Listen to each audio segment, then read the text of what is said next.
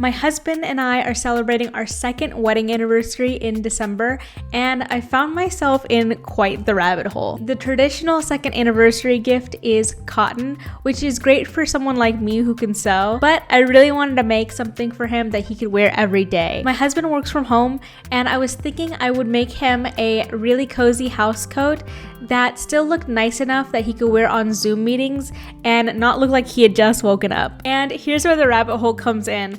I started researching different house coats, and I found this one from Uncommon Goods called the Kantha quilted house coat, and I was like, Kantha, what is that? So I googled it and I found out that Kantha is a type of Bangladeshi embroidery, and I was just stunned because I'm Bengali and I have seen this kind of embroidery before, but I just never knew that it had a name, and I didn't know that it was specific to Bangladesh.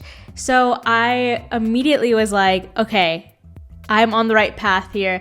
This is what I have to do. So I knew that I wanted to design a kind of quilted with Kantha embroidery house coat for my husband. So I started looking into this, and I saw that you can order different quilts on Etsy, and also I went ahead and ordered a book on Kantha, so hopefully that can come in and I can explore more about this beautiful embroidery. So I did go ahead and guesstimate how much fabric I needed so that I could go ahead and place my order, but while I wait for that to come in, I really wanted to hone in on my design and work out the kinks of my pattern. I want to go off of my studio jacket here, but I want to change a couple things. First, I want to make this have separate sleeves, but I still want it to be a drop shoulder. And then I also want to elongate the neck so it's more like a shawl collar and basically gives cozier vibes. And also I need the front panels to overlap so that I can add a closure. And my husband already told me he doesn't like ties, so I won't be doing a tie design. I'm thinking I want to do a button. But other than that, I might change up the shaping just a little bit, but I really want to see what the muslin will look like. Anyway, let me go ahead and sketch out my idea so that I can start drafting my pattern. I'm so glad I sketched out my design first because it really helps me think through all the design details. In addition to the drop shoulder and the shawl collar that I mentioned before, I also wanted this robe to have really big pockets, so you can see that reflected in this sketch. My husband also told me that he hates when the sleeves of his robe are too long to the point where they get in the way when he cooks breakfast, so I also kept that in mind when I was designing this house coat. While I was waiting for my quilt to arrive, I went ahead and worked on my muslins. So my first muslin was a little small. When my husband was trying it on, he had to be careful in the way that he was putting it on, and that's definitely not what I wanted. I wanted him to be able to slip into it effortlessly, so I added about 2 inches to the back yoke and 4 inches to the main back panel for the pleat. I just realized I never sketched the back view of my robe, but I always knew that I wanted to have a back yoke with a pleat because that's the best way to build in lots of ease of movement for the wearer. Also, the sleeves of this first muslin were too tight and close to the armpit, and I went a little too subtle in my shaping of the sleeve, so I made sure to make the second draft muslin a more dramatic triangular shape. I also wanted to move the shoulder seam an inch back just to perfect the fit a little bit. The shawl collar came out perfect, so I didn't need to sew that the second time around. So yeah, the front panel was actually pretty good for the first try. I went ahead and made the changes to my pattern and sewed up a second muslin. The second muslin was pretty much perfect. You can see that my husband was able to put this muslin on way more easily because he had more room in the back, and the sleeves had a much more triangular shape that my husband and I both really liked.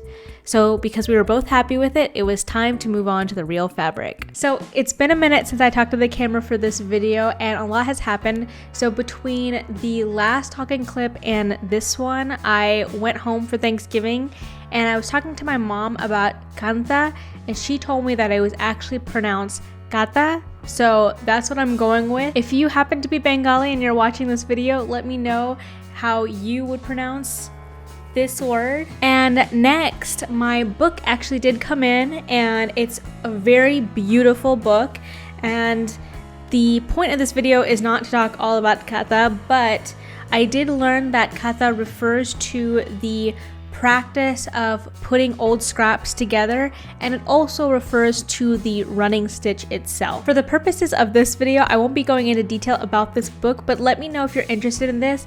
I feel like reading this book is going to inspire a lot of other videos from me. And lastly, my quilt did come in. It is so cool and so big, and I didn't really know what it was gonna look like until I had it in front of me. Basically, it came with one side being all the patchwork and the other side is the solid purple material, and it's actually making me think that I want to make all my seams French seams so that my husband would have the option of wearing a solid purple housecoat if he wanted to. So I need to work that into my pattern. But yeah, I'm doing the final touches to my pattern and then I'll be cutting this quilt up. Good morning! So today I'm going to start cutting out my fabric. I could have started cutting out yesterday, but honestly I got a little nervous for no particular reason. But laying out my patterns to cut this fabric is kind of interesting because it's not your typical pattern layout. I want the running threads to go vertically on the body, and I also want to be a little lazy and use the bottom binding as my hems. So I am laying out my patterns very strategically, and that's going to be a very slow process, and I probably will have to reconfigure the fabric between cutting different pieces. So yeah, that's what I'm working on right now. Hopefully I will get to sewing today. I don't think I will be able to finish sewing today though, because I am again doing French seams, and French seams are nice, but you do have to sew every seam twice. So whatever time you would have allotted for sewing, you have to basically double it. Oh yeah, and I forgot to say, I'm not necessarily in a rush to finish this before my anniversary, but I am kind of in a rush to get my studio back to normal. I don't know if anyone else can relate to this, but whenever I'm working on a project, my studio becomes extremely messy and chaotic, and I'm kind of tired of it. So that is the reason why I'm kind of trying to go maybe a little bit more quickly, but I'm not actually in a rush, so I need to remember that. I spent the rest of the day just cutting fabric, which took a really long time because I really had to think through the placement of each of my pattern pieces, and the quilt was so wide that I couldn't just place all my pattern pieces down at once and cut them all together. So yeah, it just took some time, but completely worth it because I didn't make any mistakes when cutting. Okay, today I've got a couple hours to start sewing my housecoat, so let's get started and see how it goes. Actually, before I got to sewing, I had to decide on which thread color I wanted to go with because I didn't have the exact right shade of purple to match the side with the solid purple. I ended up going with the fuchsia thread because I just thought it was a little bit more fun.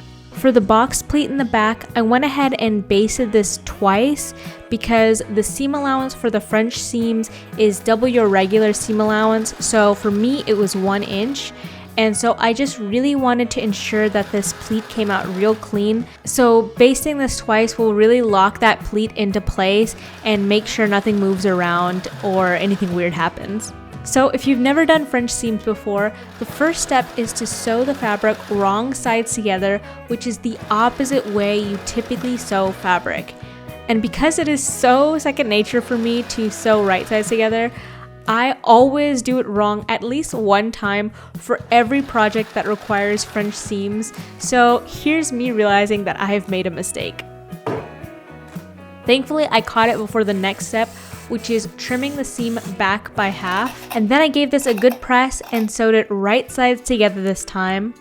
This encases the raw edge inside the seam and gives you a really clean look without the use of a serger. Also, I've talked on this channel about how I love French seams because you're reinforcing your seams, which makes them stronger, and they have the added bonus of looking nice on the inside too, so you could actually wear anything with French seams inside out and it looks intentional. One more thing I like to do, specifically when I'm sewing French seams, is just to double check that my seam allowance is correct with a sewing gauge.